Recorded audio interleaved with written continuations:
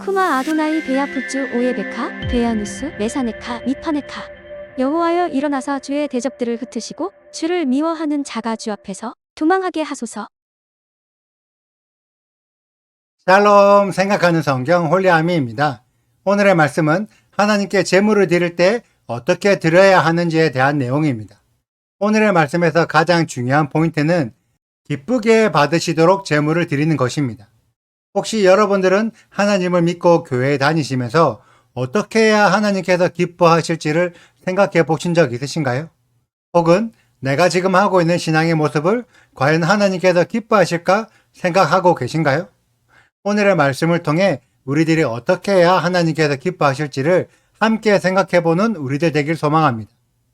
19절을 보면 번제의 제물을 드릴 때 어떤 제물을 드려야 하는지에 대한 내용인데, 한글 번역에서는 번제와 더불어 예물을 드린다고 기록되어 있어서 마치 번제를 따로 드리고 서번제와 자원제를 따로 드리는 것처럼 생각되지만, 히브리 원어로는 서번제와 자원제를 번제로 드릴 때라는 의미입니다. 그래서 번제의 제물을 드릴 때에는 소나 양이나 염소에 흠없는 수컷으로 드려야 하는데, 이 내용이 레위기 1장에 설명된 번제의 제사법입니다. 즉, 레위기에 설명된 제사법에 따라 번제로 서번제와 자원제를 드릴 때 하나님께서 기쁘게 받으신다는 의미입니다. 그리고 21절이 화목제를 드릴 경우에 대한 설명인데, 화목제물은 레위기 3장의 제사법대로 소나 양이나 염소의 수컷, 암컷 모두를 드릴 수 있습니다. 번제나 소제나 화목제나 속죄제, 속건제 모두 제사법에 따라 제사를 드려야 하나님께서 기쁘게 받으시는데, 모든 제사에는 흠없는 온전한 제물을 드려야 합니다. 오늘의 말씀에서 특별히 번제와 화목제로 서번제와 자원제를 드릴 경우에 대한 내용이 기록된 이유는, 서번제와 자원제의 제물들은 의무적인 제사나 누가 강요해서 드리는 제사가 아닙니다. 그래서 의무적인 제사에서도 흠없는 온전한 제물을 드려야 하지만, 의무가 아닌 자기 스스로의 의지로 하나님께 제물을 드릴 때에도 흠없는 온전한 제물로 드려야 한다는 것입니다. 자발적으로 드리는 제사니까 제사법을 따르지 않고 흠이 있는 제물을 드리면 어떻게 될까요? 흠이 있는 제물에 대한 설명이 22절부터 기록되어 있습니다. 그런데 이 내용들을 읽어보면 내가 그런 제물을 선물로 받더라도 기분이 나쁘겠다는 생각이 들 정도의 경우들입니다.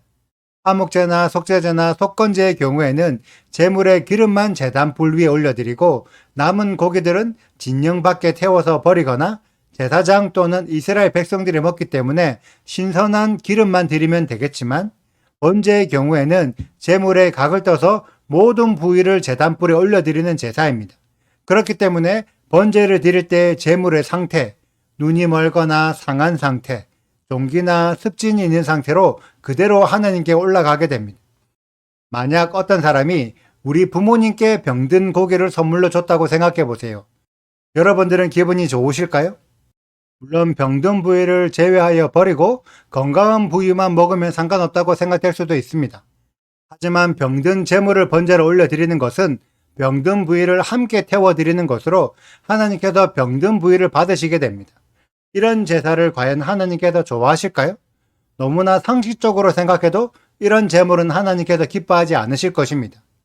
그리고 화목제나 속죄제나 속건제의 경우에도 비록 하나님께는 제물에 기름만 올려드리지만 나머지 고기들은 제사장 또는 이스라엘 백성들이 먹게 됩니다. 이때에도 여러분들이 부모의 입장인데 누군가가 여러분들의 자녀들에게 병든 고기를 먹으라고 줬다면 기분이 좋으실까요? 동일하게 하나님께서도 이스라엘의 제사장들과 백성들이 병든 고기를 먹게 될 것을 기뻐하지 않으실 것입니다. 그리고 이런 부분들은 단순히 기분의 문제가 아닙니다. 고대 사회에서 음식을 먹는다는 의미는 그 음식이 나의 일부가 된다는 의미를 가지고 있습니다. 그래서 하나님께서는 레위기 11장에서 이스라엘에게 부정한 음식을 먹지 말고 정결한 음식을 먹으라고 말씀하셨습니다. 부정한 음식을 먹는 것만으로도 부정함의 우리의 일부가 되기 때문입니다. 그런 의미로 교회에서 성찬을 하면서 예수와의 살과 피를 먹음으로 우리들이 예수와 연합한다고 가르치고 있습니다. 동일한 원리로 병든 제물의 고기를 이스라엘 사람들이 먹게 되면 제물의 질병이 이스라엘과 연합한다는 의미가 되기 때문에 제물의 부정함으로 인해 이스라엘의 생명력이 줄어들게 됩니다. 그래서 하나님께서는 흠 있는 병든 제물로 제사를 드리지 말고 흠 없는 온전한 제물로 제사 드리라고 명령하시는 것입니다. 그리고 27절을 보면 동물이 태어난 지 7일 동안은 어미와 같이 있게 한 이후에 8일째부터 제물로 드릴 수 있는데 태어나자마자 어미와 떨어져 있는 상태를 우리는 고아라고 부릅니다. 그래서 고아인 상태의 동물을 제물로 드려서 그 제물의 고기를 우리들이 음식으로 먹게 되면 우리들에게도 부모의 사랑을 알지 못하는 고아의 영이 흐르게 됩니다. 또 28절에 어미와 새끼를 같은 날에 잡으면 그 동물의 계보가 완전히 끊어지게 되는 것으로 생명력의 입장에서는 가장 슬픈 일이 됩니다. 그런 슬픔을 가진 재물들을 우리들이 먹으면 우리들의 생명의 계보도 하루 만에 끊어질 수 있는 슬픔의 영이 흐르게 됩니다. 하나님은 우리들을 위해 흠없는 동물로 제물을 드리라고 명령하시고 부정한 에너지를 가진 영과 연결되지 않기를 바라는 마음으로 제물의 규칙을 정해 주셨습니다. 결국 우리들에게 도움이 되고 우리들의 생명력이 줄어들지 않는 방법이 하나님께서 기쁘게 받으시는 방법이라고 할 수 있습니다. 지금 시대의 많은 사람들은 예수님을 믿고 성령 충만하면 하나님께서 기뻐하신다고 생각합니다. 그래서 성령 충만한 예배를 많이 드리면 하나님께서 기쁘게 받으시고 우리들의 믿음도 신실하여 의로운 신앙을 가지게 된다고 생각합니다. 제가 질문을 해보겠습니다. 예수님을 믿으면 더 이상 죄를 안 짓습니까? 성령 충만하면 죄에서 멀어지고 예배를 많이 드리면 속죄가 되어 의로워집니까? 우리들은 이미 수십 년간의 체험을 통해 그렇지 않다는 것을 알고 있습니다. 예수님을 믿어서 예배를 많이 드리는 것은 비유적으로 표현하면 제사를 많이 드리는 것입니다. 그런데 하나님은 제사를 많이 드리는 것이 중요한 것이 아니라 제사법에 따라 흠이 없는 제물을 드리는 것이 더 중요하다고 말씀하십니다. 그렇다면 우리들도 예배할 때 제사법에 따라 흠이 없는 제물을 드리는 예배를 드려야 합니다. 흠이 있는 제물, 병들고 고아의 영을 가진 슬픈 상태로 아무리 예배를 많이 드려도 하나님은 결코 기뻐하지 않으신다는 거죠. 그런데 혹시 제사법에 따라 흠이 없는 제물을 드리는 예배가 무엇인지 알고 계십니까? 오늘의 말씀 31절대로 예배 드리는 것입니다. 하나님의 계명, 율법을 지켜 행하는 것이 하나님께서 원하시는 것이고 아무리 거룩한 모습의 제사를 드리고 예배를 드려도 제사법을 따르지 않는 제사는 결국 하나님의 성호, 거룩한 이름을 욕되게 하는 것입니다. 하나님은 율법을 지킨 이스라엘의 거룩함을 받기를 원하시고 이방인들이 이방인의 방식으로 계속 죄를 짓고 있으면서 하나님을 섬기는 것이 아니라 이방인이라도 이스라엘에 접붙여져서 더 이상 죄를 짓지 않고 성경에 기록된 대로 율법을 지키는 이스라엘의 방식으로 제사드리는 게르들이 되기를 원하십니다. 하나님께 예배하는 것과 말씀에 순종하여 율법을 지키는 것, 둘 중에 어느 것을 하나님이 더 원하실까요? 순종이 제사보다 낫다고 말씀하신 것처럼 이방인들도 율법에 순종하는 것이 하나님께서 가장 기뻐하신다는 것을 깨닫는 우리 홀리아임의 가족들이 되시기를 축복합니다. 오늘의 영상은 여기까지입니다.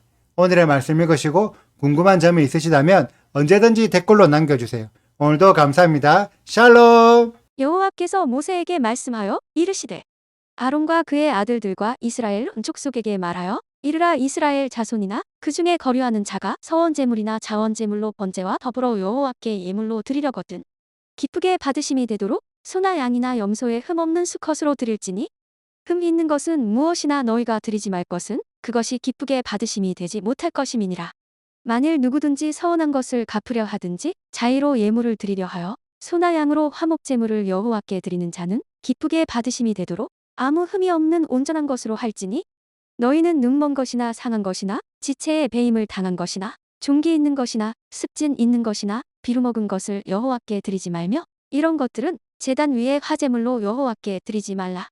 소나 양의 지체가 더하거나 덜하거나 한 것은 너희가 자원제물로는 스려니와 서원제물로 드리면 기쁘게 받으심이 되지 못하리라.